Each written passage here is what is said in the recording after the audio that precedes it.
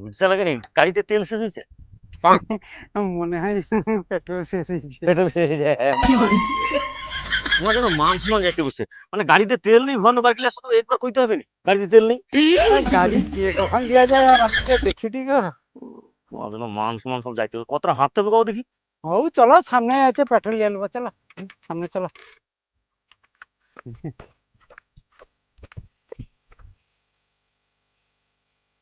আরে কি দাদা পেট্রোল শেষ হয়েছে নি? হ্যাঁ দাদা পেট্রোল শেষ হয়েছে। তোমার জন্য মান সম্মান আমার সব যাবে। কি দাদা গাড়ির তেল শেষ হয়েছে নি?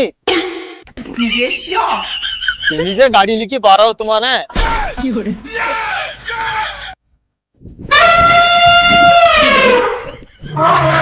কি দাদা মাল শেষ হয়েছে নি?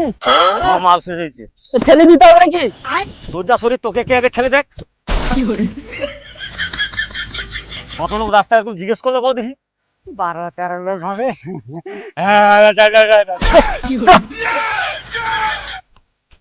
কি দাদা কি ব্যাপার? কি ব্যাপার? মান সম্মান যাইতে বসে আর কি ব্যাপার? গাড়ির পেট্রোল নেই, ধর লোক জিজ্ঞেস করে করে মাথা খারাপ করে দেবে। সম্মানটা বাঁচবো কেন সেটা চিন্তা করি খালি আমি।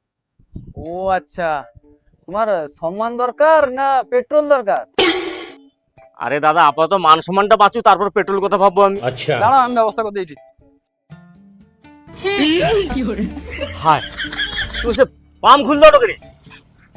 দেখো তোমার পেট্রোল নাই, গড়ি গড়ি এই ছোট রাস্তায় লোক সব ভ্যাকেল করে রে। হ্যাঁ এবার চাকার পাম্প খুল দিছি, হাওয়া কমিছে, লোক ভাববে চাকা লিক হয়েছে, আর কেউ কিচ্ছু কইবে না।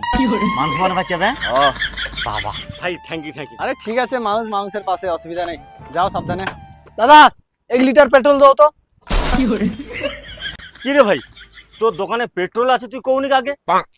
তুমি তো কইলো তোমার আগে মান সম্মান দরকার, পেট্রোল দরকার নাই, ওর জন্য তোমার মান সম্মানটাকে বাঁচিয়ে দিলি।